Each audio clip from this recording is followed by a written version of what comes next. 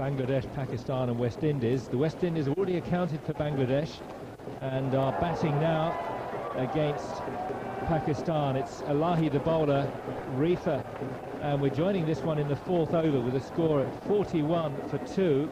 Now make that 47 for 2.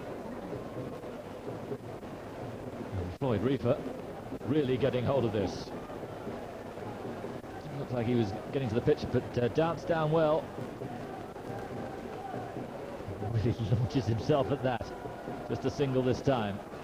Couldn't get that one airborne, and that gives Laurie Williams the strike. Laurie Williams was one of the squad that came here from the West Indies last year and won the tournament.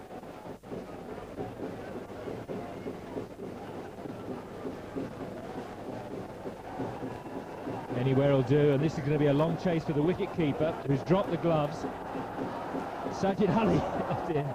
And that's what you get for your pains. Pakistan not been in terrific form. They beat Hong Kong by 24 runs, but lost to England comfortably by 36 runs, so they've got to get their act together. A win here absolutely vital. Well, now you know why wicket-keepers don't bother wearing pads in this form of cricket. They've got to do a lot of outfielding.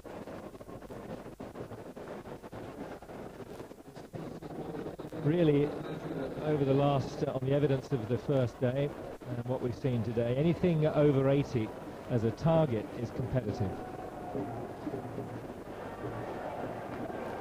And whisked away, no trouble at all. The end of Elahi's over, which cost 17.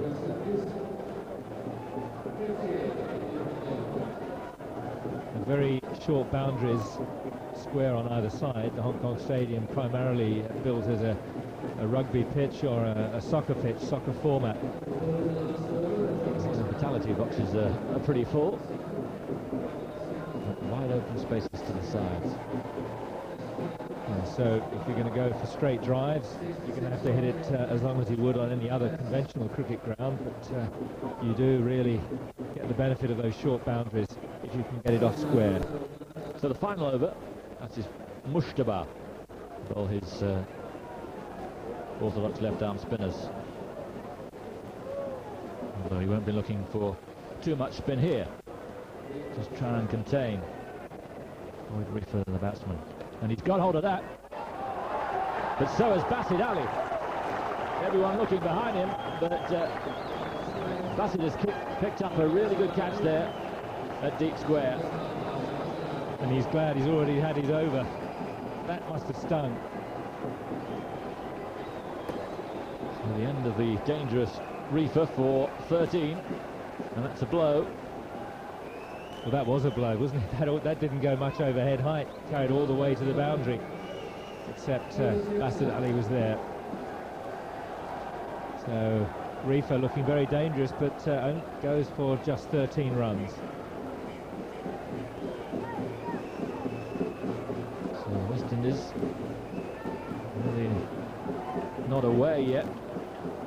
We need more from this man, Curtis Gibson. More noted for his seam-up bowling, but he can give the ball a crack, and they need him to here. And that's a nice tap there. Only 4. Anything onto the advertising hoardings, just a peculiarity of this venue and this tournament. Anything into the advertising hoardings, whether it's on the full or not, is a 4. You have to clear the hoardings there for a 6. And this is impressive stuff from Gibson.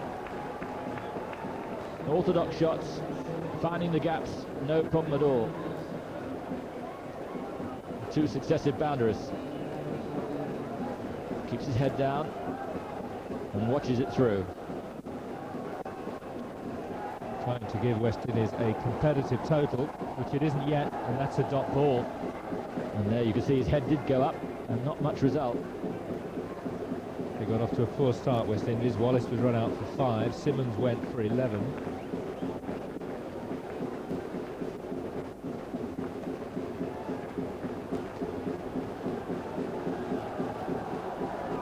And there's the 3rd boundary in the over.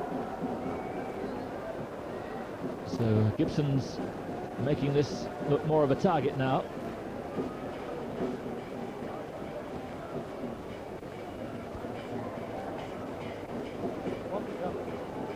As you heard there, just one ball to come. Is he going to be able to put this into the crowd?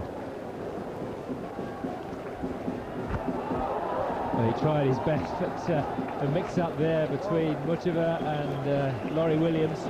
No runs come off it, and Pakistan will be very satisfied that they've contained the West Indies to just 70 runs for the loss of 3 wickets. There's confirmation. Consistent bowling all the way through. Never allowed any batsman to take control. Laurie Williams top scorer with 24, and Otis Gibson weighing at the end with those 3 boundaries. But look at that. Good economical bowling. Wasim Akram, the pick.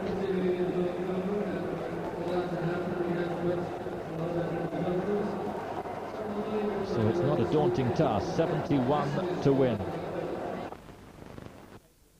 And the match between West Indies and Pakistan. Pakistan now chasing a fairly modest total in this form of cricket of 71, 5 overs. Picking it up at the start of the 4th over. With Reefers bowling to Wasim Akram in that first ball. Pakistan 41 for 2.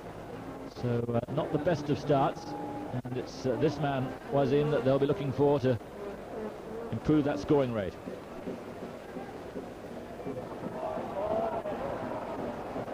Wide, which counts 2 in this form of cricket.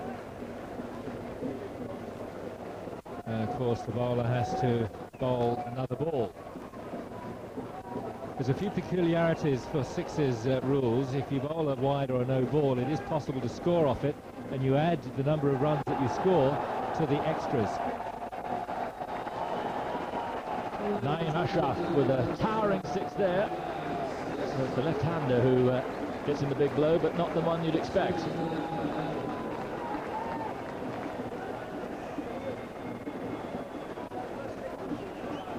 Two left-handers batting together, Wasim Akram and Ashraf.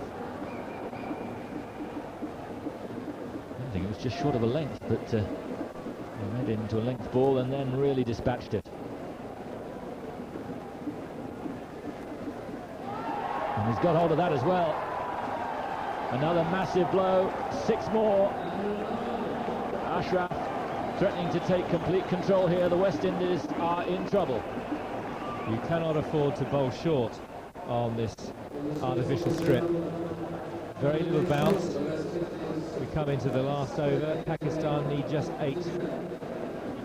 And the reefer went for 21. Well, Otis Gibson, we saw him to great effect at the end of the West Indies innings. Can he keep the run rate down now? It's asking an awful lot to keep it to 7, which is what he's got to do if he possibly can. Both these guys in and scoring.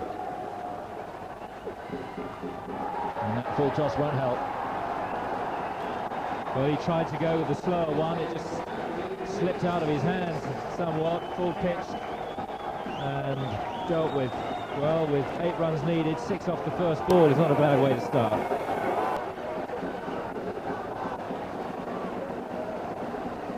Gibson trying to fire it into the block hole, and he wasn't close.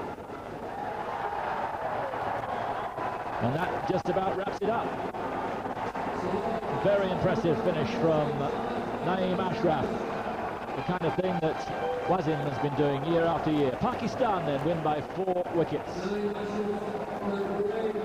And the hero, Ashraf.